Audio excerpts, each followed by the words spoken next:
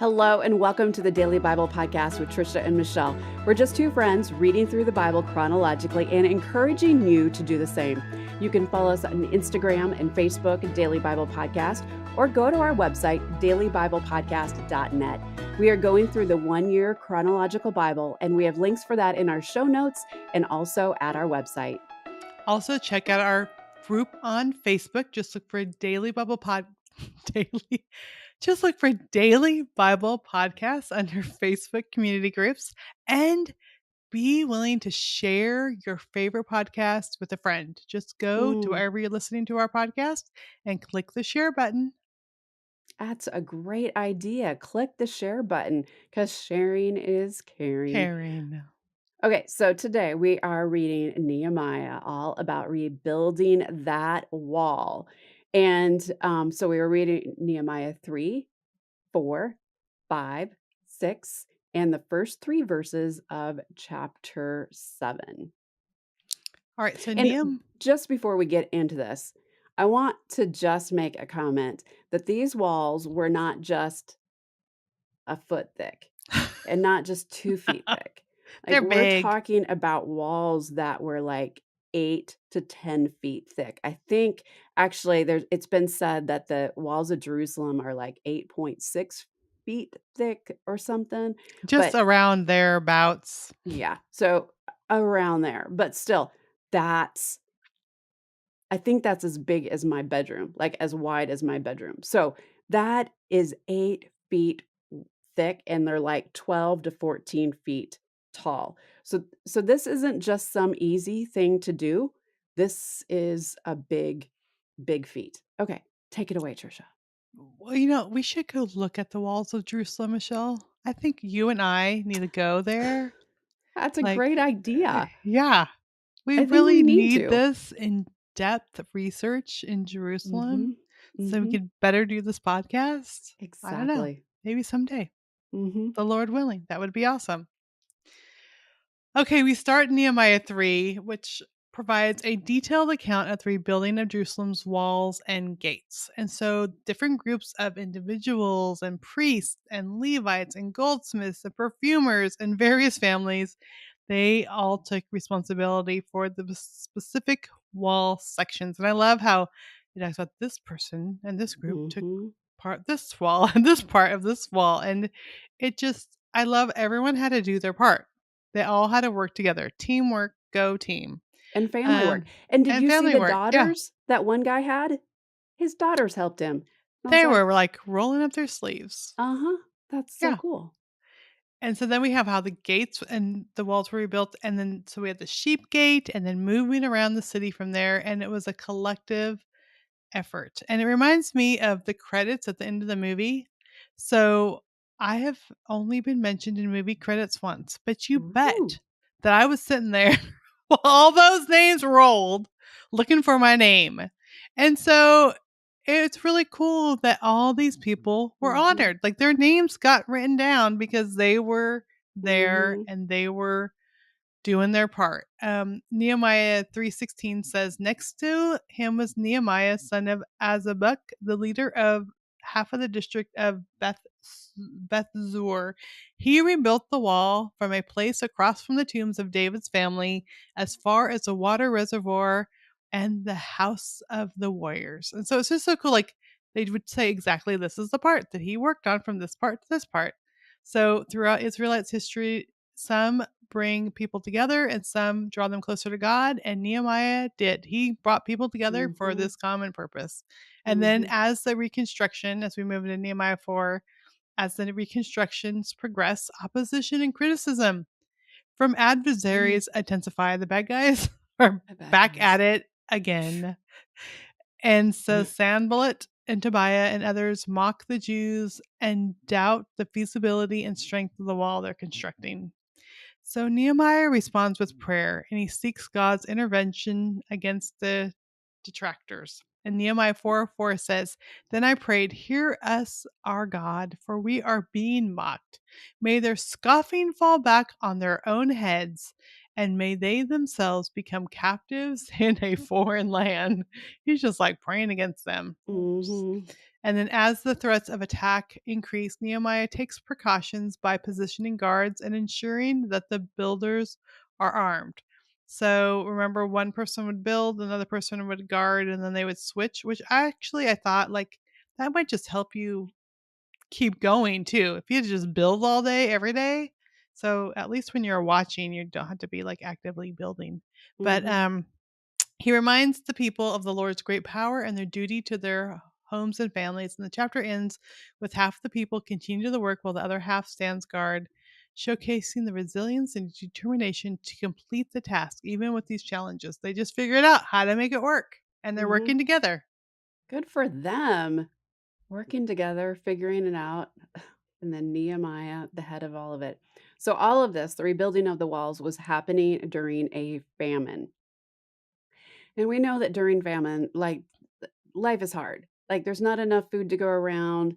It's hard. It's hot. It's dusty. There's no water. It's hard. So what we see is some of the Jews, God's chosen people, were not acting their best. And so even though life is hard, God still expects his people to be who they need to be. They are his chosen people. They are set apart for a reason. Well, his people are complaining.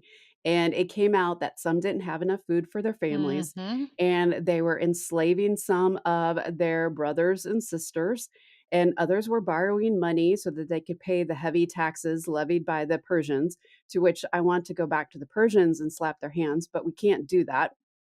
So Nehemiah is just furious because, I mean, there is hardship. There definitely is hardship, but the people are just complaining and murmuring and enslaving others and putting higher taxes on others and charging interest. And Nehemiah just like, knock it off. Just knock it off. He calls a town meeting, basically. Calls a town meeting. Everybody comes in. He's like, just knock it off. And so he says, you need to quit borrowing. You need to quit charging interest to those who borrowed. You need to stop enslaving people. And you need to stop walking in fear of what other nations will do. And here's what happened when he's told them to knock it off, they listened and they agreed What? to do what is right. What? It was that simple. That's But simple. I mean, it was it just was that easy. simple. Easy peasy. But boy, if it isn't one thing, it's another. And Nehemiah is leading the charge to rebuild the walls. But again, those bad guys, Sanballat, Tobiah, and then there's this other guy, Geshem, they won't stop taunting Nehemiah. They just won't stop. And so they send him 4 messages to meet up with them. And he replies, I am engaged in great work, so I can't come. I mean, don't you see? I'm working here. I can't come to you. So then they send a 5th message that says that there is a rumor going around. The Jews are planning to rebel, and Nehemiah plans to be their king. And of course, the bad guys are guaranteeing that this will get back to King Artaxerxes. Now remember, this king really liked Nehemiah, but Yeah. this rumor could possibly cause Mm. some great friction. Could cause great. It's actually it's a rumor, so it is fiction, but it could cause some great friction between Nehemiah and this king if it gets back to him. But of course, Nehemiah knows that they are just trying to intimidate him to get his mind off the task at hand. They even hired someone from within Jerusalem and the Jews and God's chosen people to sort of help him question his standing on everything. So they have a But spy that's engaging in the fiction to build friction on the inside. exactly, I couldn't have put it better myself. And so Nehemiah goes to God because that's what Nehemiah does. He goes to God and God hears, and Nehemiah stands resolute. And the walls are completed in a short 52 days. And again, remember how big these They're walls are. big. They're huge. So they are completed in less than 2 months. Less than 2 months, these walls are completed. Jerusalem is once again protected from the outside world. Well, so to speak. it's protected from the outside world. And There you there we have it. go. And we have walls. And the people listened. And Nehemiah turned to God. And the friction spies did not succeed. They didn't succeed at all. So there's where we are right now. I mean, well, there's a little bit more, and we have a little bit of time, so I'll go into a little bit more. So Nehemiah appoints his brother as the governor, and we live happily ever after. We do? Mm, we try, We try. and it lasts for 10 minutes. I know. Well, we're getting closer. It's getting better. So I just thought it was interesting how Nehemiah appointed his brother as the He must have governor. liked his brother. I think he did like his brother, and he saw that his brother was a man of God, and so there are many things in that is like, okay, but I thought for sure Nehemiah would be the governor. But he didn't want to go with the friction Probably spies. not. He had They he would had kind had enough. of. I would have had enough too. Yeah. Okay, well, we better get on with this podcast, and we need to take a break because we need to hear from our sponsor, and when we come back, we'll have the word of the day. Stay tuned.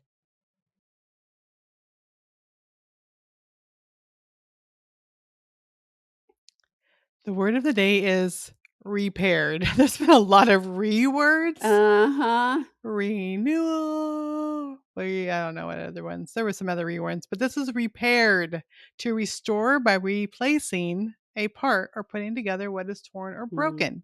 They're repairing the wall. So the story of Nehemiah gives us insight how the walls are repaired and how lives are reshaped. You like all mm, those repaired, reshaped. mhm, So Nehemiah teaches the power of collaboration. When the walls crumbled and it's time to rebuild and repair, thankfully they didn't have to do it alone. And so they had all the people coming together. And it just is a reminder to us that we don't have to carry our burdens alone. mm, We can reach out, we can share, we can collaborate. My mother in law used to say, many hands make light work. And this helps even in our painful things. Like, we just feel better if we can share our burdens and know that someone's praying with us. And then when we're rebuilding, Nehemiah also reminds us that there will always be naysayers. How mhm. come those bad guys are always there giving doubt and it's not going to work out and opposition? That's part of the rebuilding process. So we don't have to listen to them. Yeah. Nehemiah wasn't answering their messages. He was letting it go to voicemail over and over again. We cannot listen. We can let it roll off our backs. I'll tell my kids when they're arguing, I'm like, well, he said this. Well, just don't listen. Just don't listen to him. And so Nehemiah is an example of that. And then Nehemiah 5 shows us that sometimes the biggest obstacles come from within the communities or ourselves. And so then it's time for introspection. So the habits, the mindsets, the behavior, sometimes Mm, it is those people on the outside, but sometimes God's trying to get us out of those bad habits of mhm, comparison or grumbling or whatever it is. And then there are distractions that will pull us off course, but we have to stay vigilant. So they stayed vigilant. They figured out the system to build and to watch and to keep going, and they did it. They followed through. So we have to stay committed to that vision and stay committed to God. And then we have to safeguard what we rebuilt. So we can be doing well, but then we have to keep going and not let it fall. So again, I mentioned my health journey. I'm trying to get healthier. I have a health coach that I'm like, okay, I really want to eat this thing. And she's like, don't eat this thing. And I'm like, thank you for reminding me not to eat the mhm. thing. And I'm trying to help others and encourage them along the path. We have to be there for it together. We all have our walls that crumble. They could be fractured relationships, a faltering career, our spiritual life, our self worth, our bad eating habits, whatever it is. We need to come together. We need to work together. We need to encourage each other. We need to stand side by side with each other and not give up. So it's just not rebuilding like they were rebuilding the bricks and the mortar, but it Mm, was also pulling them together as a community, learning how to work together, learning how to communicate, learning how to not listen to the bad guys, learning how to pray and renew themselves and turn to God in the situation. mhm.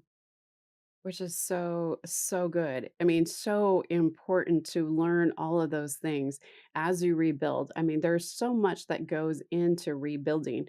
And also one thing is that as you rebuild, make sure to write down dates and specific things that Mhm, God has mhm. conquered for you. Like, because we are such a forget, we laugh all the time about the Israelites, and yet it's so true about us too. There's a reason why we have God's word and why there is I don't know how many verses that start with the word remember. And it's because we are such forgetful people.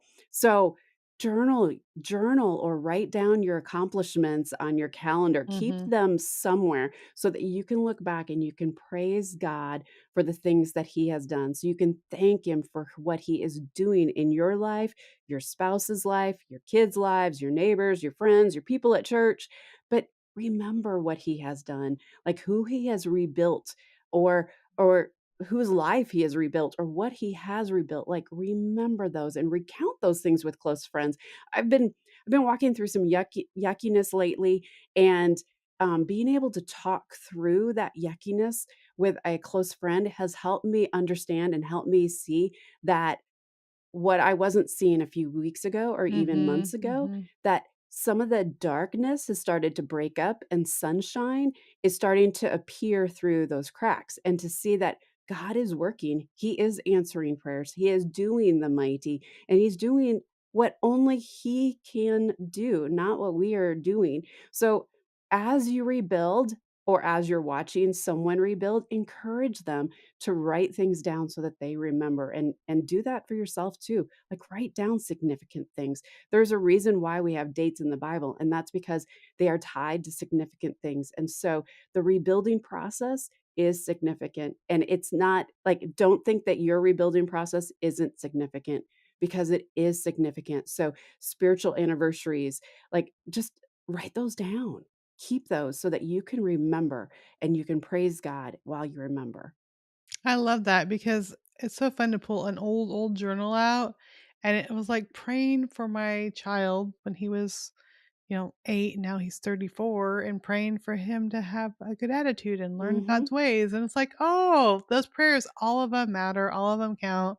We're always in the act of, I mean, we build and then things crumble, and then we build and things crumble. So it seems like we're always in the act of rebuilding, but we're working together and we're drawing closer to God and we're drawing closer to other people. And I think that's the part of it. Sometimes we think it's the thing, like definitely they needed the walls, but God was working even as they were building those walls. He Mhm. had a plan for them, not just protection of the city. That was one part of it, but who they were becoming as a community and their faithfulness to him in the process was just as important as the thing they were rebuilding. Yeah, so true. So true. Well, can you pray for us today, just for the rebuilding process, and that we will just recount and remember what God is doing through that process, and that we'll Mhm. be strong in that process, because that process is not easy. Yeah. Yep, I will. Dear Heavenly Father, I just thank you that you are with us as we rebuild, Lord, that maybe we had dreams that feel like they're Mm. crumbled, or relationships that feel like they're crumbled, and hopes and dreams, whatever it is that we feel like we need to rebuild, Lord, that first of all, thank you that you're always there. Thank you that Mhm. you have given us a community. Thank you that you've Mhm. given us this daily Bible podcast community that we can share about our rebuilding and ask others to pray for us, Lord. I thank you that even though we think it's about the thing, that it's often about the relationship, and the relationship with you and the relationship with others as we lean on those things, Lord. Help us when we see those crumbling pieces of whatever, Lord, to trust that you can help Mhm. us. And we thank you and praise you. In your name we pray. Amen. Amen. Well, we are sending you off with some daily encouragement to get into the Word and be the hands and feet of Jesus. Again, if you don't have the 1 Year Chronological Bible that we are using, we have links to that Bible in our show notes. You can even find it in the Kindle format. Also, in the show notes is a monthly and yearly schedule of the Bible reading plan that we are following. Okay, so tomorrow we are reading Nehemiah 7, verse 4 through 73, and then Nehemiah 8 verses 1 through 12. And I want to take a second here to thank the team at Life Audio. It is a great team, it's a great partnership, and it's a great platform for many great Christian podcasts created just for you. Go to lifeaudio.com. You're going to find Christian podcasts on taking your faith and understanding of God to the next level. That's lifeaudio.com. And we will see you here tomorrow. Bye-bye.